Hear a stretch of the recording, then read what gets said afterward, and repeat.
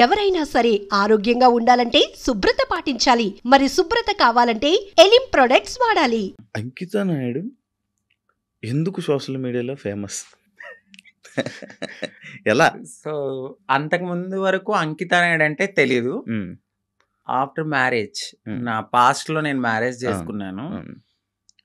ఆ టైంలో సో బాగా వైరల్ అయిపోయింది ఆ వీడియో అనేది. ఒక ట్రాన్స్ ఒక అబ్బాయి బాగా మ్యారేజ్ చేసుకున్నారు పబ్లిక్ లో అనేది చాలా ఫేమస్ అయిపోయి వైరల్ అయిపోయింది ఆ వీడియో. దాని తర్వాత మా కమ్యూనిటీ నుంచి స్నేహ గారు నన్ను ఇంటర్వ్యూ చేశారు. దాని తర్వాత సో సో సో చాలా మంది చేశారు, చూసాను ఇంటర్వ్యూ చూసాను, మీ కపుల్ ఇంటర్వ్యూ అప్పుడే దానివల్ల ఫేమస్ అయిపోయారు. చాలా ఇప్పుడు నార్మల్గా మ్యారేజెస్ అంటే మీరు ఎందుకు నమ్ముతున్నారు? ఎందుకంటే మీ దాంట్లో ఎవరి లవ్ కూడా సరిగ్గా సక్సెస్ అయింది లేదు. అవునండి. ఎవరో ఒక అబ్బాయి రావడం, మోసపోవడం, కొట్టడం, తిట్టడం, చంపడం ఇలాంటివన్నీ జరుగుతూనే ఉంటున్నాయి. అవునండి. కానీ మీరు ఎందుకు నమ్మి మళ్ళీ మ్యారేజ్ చేసుకున్నారు? అండ్ మీ ఇంటర్వ్యూ నేను చూసినట్లయితే మీరు ఒకరి మీద ఒకరు చెప్పుకున్న ప్రేమను కానీ ఇది కానీ ఇప్పుడు రియల్ జంటలు కూడా అంత ఉండరేమో, అలా ఉండేవాళ్ళు. సో నరదిష్ట అంటారు కదా, మేబీ అది కూడా కొంచెం అయి ఉండొచ్చు. సోషల్ మీడియాలోకి వచ్చిన ఏ కప్పులు కూడా అంత త్వరగా కలిసి ఉన్నట్టు ఏమి ఉండదు. మేబీ ఒక కపుల్ అంటే నాకు తెలిసి గుట్టుగా ఉండి ఆ ప్రేమను అక్కడే చూపించుకోవచ్చేమో. బట్ నేను వైరల్ అయిన తర్వాత నా లైఫ్ మొత్తం అంటే యూట్యూబ్లోకి వచ్చేసాను. నేను యూట్యూబ్కి వచ్చి నా లైఫ్ స్టైల్ మొత్తం అందులో పెట్టాల్సి వచ్చింది. ఆ టైంలో ఏంటంటే ఏదో ఒక కంటెంట్ అనేది ఒక వీడియో రూపంలో నేను మెసేజ్ ఇవ్వడం అనేది జరిగింది. సో అదైతే కావాలని చేసింది కాదు, అంతే బాండింగ్ ఉండేది ఇద్దరి మధ్యన. సడన్గా కొన్ని రీజన్స్ వల్ల విడిపోయాం. ఎందుకు విడిపోవాల్సి వచ్చిందంటే ఒకటి ఫ్యామిలీ యాక్సెప్టెన్సీ సరిగ్గా లేదు, వాళ్ళ ఫ్యామిలీ యాక్సెప్టెన్సీ అస్సలు లేదు. ఇంకొకటి నేను ముందుగానే చెప్పాను, నేను ఎప్పుడైతే నేను మా అమ్మగారికి ఇల్లు కడతానో సో అప్పటి వరకు ఆగమనే చెప్పాను. నేను అప్పటి వరకు నేను కొంచెం కష్టపడాలి. ఇప్పుడు నువ్వు వచ్చావు కదా అని నేను రాలేను, ఎందుకంటే ఇట్లానే అవుతుంది, ఆఫ్టర్ బ్రేకప్ అయిపోతుంది. సో నేను మళ్ళీ నా పాస్ట్కి వెళ్ళలేను కాబట్టి కొంచెం టైం ఇవ్వు అని చెప్పాను. ఆ అబ్బాయి అన్నీ ఓకే అన్నాడు. నేను కమ్యూనిటీ వర్క్స్ చేస్తానని చెప్పాను, ఇలా కమ్యూనిటీలో ఉంటాను కొన్నాళ్ళు, మనం సెటిల్ అయ్యే వరకు. దాని తర్వాత మా పెద్దవాళ్ళకి చెప్పి మనం హ్యాపీగా మన లైఫ్ లీడ్ చేద్దాం, నేను ఇల్లు కట్టుకోవాలి మా అమ్మగారు. దాని తర్వాత నేను మ్యారేజ్ చేసుకున్నాం. ఒక 1.5 year బాగానే ఉన్నాం. దాని తర్వాత ఇంకా రోజు ఇంకా తాగడము, ఎందుకు ఇట్లా అందుకట్లా చిన్న చిన్న ఇష్యూస్, గొడవలు అవి పెద్ద పెద్ద అయిపోయాయి. అయితే ఈ బ్రేకప్ టైంలో ఎక్కువ వీడియోస్ పెట్టడం అంకిత కావాలని చేస్తుందా? ఎందుకు అంత ఎమోషనల్ అయిపోతుంది? ఎందుకు సోషల్ మీడియాలో అంత ఏడుస్తూ వీడియోలు పెట్టాల్సిన అవసరం ఏంటి అని క్వశ్చన్ చేశారు. మీ వరకు వచ్చిందా? ఏమో మీ సమాధానం? సో ఎందుకంటే అది నా మనసుకు తగిలింది. నేను సోషల్ మీడియాకు కూడా వచ్చేదాన్ని కాదు, చెప్పేదాన్ని కూడా కాదు. ఒకానొక సిచ్యువేషన్లో అది నాకు నెగిటివిటీ వచ్చేసింది. తినే ఏదో చేసింది, తినవల్లే బ్రేకప్ అయింది అని నెగిటివిటీ వచ్చింది. సో నేను నిజం చెప్పాలంటే నేను ఒక ఓపెన్ బుక్ ఆ విషయంలో. అయితే తనకి నేను చాలా ఓపెన్గా అన్నీ చెప్పే చేసుకున్నాను. సో చెప్పి చేసుకున్న పర్సన్ తను ఎప్పుడైతే కొన్నాళ్ళ తర్వాత లగ్జరీ లైఫ్కి అలవాటు పడ్డాడు, ఆ తర్వాత జాబ్ పోయింది. ఒక 11 months వరకు నేనే చూసుకున్నాను. బిఫోర్ కూడా నేనే రెంట్ కట్టేదాన్ని, కార్ ఈఎంఐలన్నీ నేనే, ప్రతిదీ నాదే. ఆయన జాబ్ చేసుకుని వాళ్ళ ఫ్యామిలీని చూసుకునేవాడు. సమ్ టైమ్స్ ఎప్పుడైనా రెస్టారెంట్స్ అట్లకి వెళ్ళినప్పుడు ఖర్చు పెట్టే అతను. 11 months అనేది జాబ్ పోయింది. ఇంకా నాకు ప్రెషర్ ఎక్కువైపోయింది.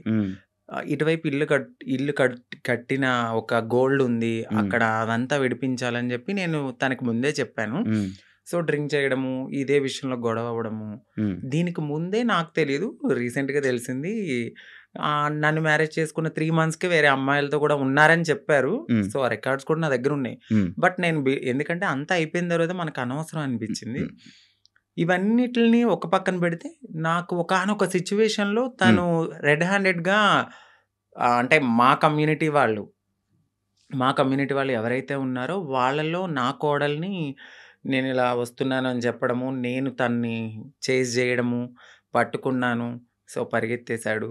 ఇవన్నీ నేను చూసి నా మైండ్ అనేది ఒక్కసారిగా మాకు అవసరం లేదు. ఈ కమ్యూనిటీలో ట్రాన్స్‌లోనే ఉండాలి. మమ్మల్ని మేము ఎంత అందంగా మార్చుకున్నా వాళ్ళు కొన్నాళ్ళే ఉంటారు. సో, వద్దు. సింగిల్‌గా ఉండడం బెటర్ అనిపించింది. దాని తర్వాత నేను సోషల్ మీడియాలో నేనే పోస్ట్ పెట్టాను. వద్దు అంటే నన్ను కలవడానికి 2 టైమ్స్ అట్లా ప్రయత్నించాడు. బట్ నాకు మనసుకి తగిలింది అది. ఎందుకంటే ప్రతిసారి నేను యాక్సెప్ట్ చేయడము, ఇది మా ఇద్దరి మధ్యన జరగడము, వాళ్ళ ఫ్యామిలీకి చెప్పడము, మా ఫ్యామిలీకి చెప్పడము, మీ చావు మీరు చావండి అనడము, ఇవన్నీ నేను ఇంకా తీసుకోలేకపోయాను. నేను మారింది నా కోసం, నా సెల్ఫ్ నేను ఆనందంగా ఉండడానికి. ఎందుకు దీంట్లోకి దూకానా? ఇంకొకటి, కమ్యూనిటీలో అందరికీ ఒక రోల్ మోడల్ అనుకున్నారు. ఇప్పుడున్న జనరేషన్లో ఇంత బాగా ఉంటున్నారా అని. సో నేను ఇప్పుడు కనుక నేను బ్రేక్ చేస్తే సొసైటీలో వీళ్ళంటూ సెట్ కారు, వీళ్ళకి పెళ్ళిళ్ళు సెట్ కావు అని అంటారని నాకు ముందే తెలుసు. దానికోసం కూడా నేను చాలా బాధపడుతూ అట్లానే ఉన్నాను. ఇవన్నీ చూసిన తర్వాత నాకు నేనే ఇన్‌స్టాగ్రామ్‌లో విడిపోతున్నామని చెప్పాను.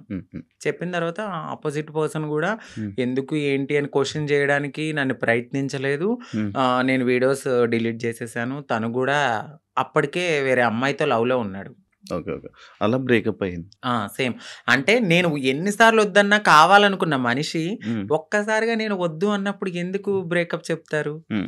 ఒక 1.5 ఇయర్‌లో చాలా గొడవలు అవుతాయి. ఇది మాకు అప్పుడు మేము విడిపోవడానికి కూడా చాలా చిన్న రీజనే. దానికి ముందు చాలా పెద్ద రీజన్స్ ఉన్నా మేము కలిసే ఉన్నాం. అప్పుడు కలవాలి అని ఒక పర్సన్ మన ముందు బతిమలాలిన మనిషి ఒక్కసారిగా ఎందుకు వదిలేసుకున్నాడు? బ్రేకప్ అంటే వదిలేసాడు. దానికి తనకి ఎక్కడో కనెక్ట్ అయ్యాడు. ఇక్కడ వదిలించుకోవాలనుకున్నారు. తను కూడా ఏం చేశారంటే అక్కడ అమ్మాయిని కనెక్ట్ అవ్వడానికి కమ్యూనిటీలో ఎవరితోనో రిలేషన్ కి పరిగెత్తినట్టుగా నన్ను నమ్మించాడు. సో అక్కడ నా మనసు బ్రేక్ అయిపోయింది. తర్వాత తెలిసింది ఇలా జరిగాయి. కాదు, అప్పుడు మరి ఫేస్ మీద దెబ్బలు కొట్టడం అవన్నీ ఏవో ఉండే కదా, దెబ్బలు ఉండే ఫేస్ మీద, ఏవో దెబ్బలతో ఒక వీడియోస్ ఉండే, అవేంటి? అవి ఆయన కొట్టిందా లేకపోతే ఏం జరిగింది? అది ఇక్కడ దెబ్బలు తగిలింది అంత ఫేస్ సంథింగ్. ఆయన అయితే కొట్టలేదండి. సో అది అబద్ధము.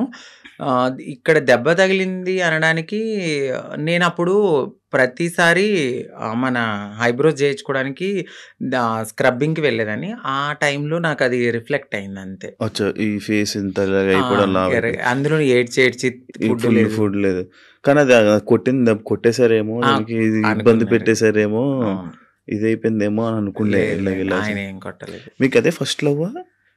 అంటే అదే ఫస్ట్ లవ్ అనుకోవచ్చు. అదే ఫస్ట్ లవ్. అంటే బిఫోర్ ఒక లవ్ ఉండేది, అది అక్కడ దాకా రాలేదు.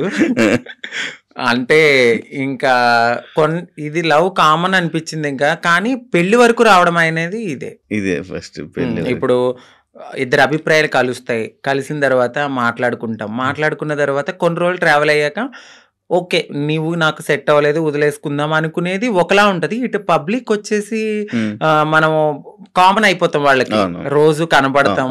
ఒక్కసారిగా పర్సన్ పక్కన లేకపోయేసరికి ఎందుకు అని వాళ్ళు క్వశ్చన్ చేయడం అనేది రైటే ఉంటది. సో ఇక్కడ దాకా ఆ పర్సన్ అయితే ఉన్నారు అంతే. కాదు, అదే ఇందాక నేను ఒక పాయింట్ అడిగాను. ఏదైతే అబ్బాయిల దగ్గర నుంచి మనకి పూర్తి ప్రేమ దొరకదని తెలుసు, మీకు తెలుసండి. డబ్బుల గురించి వస్తారని తెలుసు. అవును. కానీ ఎందుకు నమ్మి దగ్గరికి తీసుకొని మోసపోయి మళ్ళీ ఏడడం? గొర్రె కసాయవాడిని ఎందుకు నమ్ముతుందంటే నేను ఏం క్వశ్చన్ చేయగలను. గడ్డు పెడతారు, తీసుకెళ్తారు, బాగా ఫుడ్ పెడతారు, తర్వాత వాళ్ళని చంపేస్తారు ఏది గొర్రెని. అలా అని చెప్పి ఆ గొర్రె వెళ్లకుండా ఉంటుందా? అయ్యో ఫుడ్ ఎందుకు పెడుతున్నాడో, ప్రేమగా పెడుతున్నాడేమో, తినడానికి వెళ్దాము, దానికి తెలీదు. తర్వాత నేనే బలైపోతాను, మమ్మల్ని తినడానికి వచ్చారు. సో మా లైఫ్ లో కూడా అట్లనే జరుగుతుంది తెలుసు. ఎందుకంటే తల్లిదండ్రుల ప్రేమ ఉండదు. ఫ్రెండ్స్తో ఎవరితోన్నా మాట్లాడినా కూడా తను ఎందుకు మారిపోయాడు కదా, అట్లా ఇట్లా నువ్వు ఎందుకు మాట్లాడుతున్నావు, నీకేమన్నా రేపొద్దున బ్యాడ్ రివ్యూ వస్తుందేమో అని చెప్పి ఫ్రెండ్స్ ఎక్కువ మాట్లాడరు. సొసైటీ యాక్సెప్ట్ చేయదు. ఈ టైంలో ఎవరో ఒకళ్ళు మమ్మల్ని దగ్గరికి వస్తారనమాట. ఓకే మాకు ఈ ప్రేమ దొరుకుతుంది, జెన్యున్ ప్రేమ ఏమో అని నమ్ముతాం, నమ్మి దగ్గర తీసుకుంటాం. తనకు అయ్యిందని చెప్పి నాకు అవ్వాలని లేదు కదా అని గొర్రెలుగా నమ్మేసి ముందుకెళ్ళిపోయి తర్వాత బలైపోతాం. ఇప్పుడు అమ్మలతో లేదా? అంటే హైదరాబాద్ లో నేనే ఉంటున్నాను, ఇంటి దగ్గర ఇల్లు కట్టాను. అక్కడ మమ్మీ వాళ్ళు ఫ్యామిలీ అంతా అక్కడే ఉంటారు. ఇప్పుడు ఎలా డబ్బులు? ఇప్పుడు నేను నార్మల్ గా అయితే యూట్యూబ్ మీద యూట్యూబ్ బేస్ చేసుకున్నాను. దానికి బిఫోర్ నుంచి నేను కమ్యూనిటీ వర్క్స్ చేస్తూ నేను సెటిల్ అయిపోయాను. ఫైనాన్షియల్గా అయితే ఇప్పుడు నేను చాలా బాగా సెటిల్ అయ్యి ఉన్నాను. యూట్యూబ్ చేస్తున్న ఇన్కమ్ అట్లానే కొంచెం యూట్యూబ్ నుంచి ఇప్పుడైతే 1.2 అట్లా యూట్యూబ్ బిఫోర్ ఇంకా ఎక్కువ వచ్చేది. ప్రమోషన్స్ అవన్నీ ప్రమోషన్స్ చెయ్యట్లేదండి, నార్మల్ ప్రమోషన్స్ అమ్మాయిలకు సంబంధించిన బిఫోర్ చేశాను, అసలు చెయ్యట్లేదు నేను నో పెయిడ్ ప్రమోషన్స్ అని కూడా పెట్టాను. అవును చూసాను నేను. ప్రమోషన్స్ చేయరు, ఓన్లీ యూట్యూబ్ నుంచి 1.5 lakh 1.2 ఒక 2 months నుంచి అయితే మాత్రం నేను సరిగ్గా ఈ వీడియోస్ చేయట్లేదు. 12,000 13,000 అట్లనే వస్తున్నాయి, అంటే ఒక 3 months నుంచి. దాని బిఫోర్ నేను బాగా చేసేదాన్ని 1.2 మ్యాక్స్ 1.5 మధ్య. ఇప్పుడు రెవెన్యూ ఇంకేం లేదు. ఈవెంట్స్కి ఏమైనా వెళ్తారా? ఈవెంట్స్ ఏం లేదు. ఇప్పుడు నేను షాప్ ఓపెనింగ్స్ అట్లా ఏదైనా జరిగినప్పుడు కొంచెం నాకు తెలిసిన వాళ్ళు విఐపీస్ కానీ వాళ్ళకి కానీ దిష్టి తీయడము, లేదంటే వాళ్ళ ఇంట్లో ఎవరైనా పుట్టారు అంటే బ్లెస్సింగ్స్ కానీ నన్నే పిలుస్తారు. అక్కడికి వెళ్ళినప్పుడు బాగానే ఇస్తారు. 51 51 31 ఓకే. మొత్తం మంత్లీ ఓవరాల్గా ఇప్పుడైతే నా ఇన్కమ్ 1.2 అంతే. అంతే మొత్తం అన్ని కలిపినా కూడా అంతే. అంతకు మించి చెప్పట్లేదు సార్. అంతే అంటే ఆ టైంలో నేను సేవింగ్స్ ఎక్కువ చేసేసాను బాగా. And for more videos, please subscribe to iDream. Please subscribe to iDream. Please subscribe iDream. And please subscribe to iDream. For more videos, subscribe to iDream. please like, share and subscribe to the channel. Congratulations, iDream. Subscribe to iDream. Subscribe to iDream. So subscribe to iDream Media. iDream ki iDream team andarki huge congratulations. Please subscribe iDream Media. Please subscribe to iDream. Subscribe iDream. Please subscribe to iDream. iDream అంటే నా కళల ఛానల్ను subscribe చేసుకున్న నోరు తిరుగుతలేదు, మీరైతే గంట గుర్తు కొట్టండి. For more such videos, please subscribe to iDream. Subscribe to iDream. Please subscribe to iDream. Please subscribe iDream Media. Please do subscribe to iDream. Please subscribe to iDream Media. For best entertainment and information, please subscribe iDream. And don't forget to subscribe to iDream.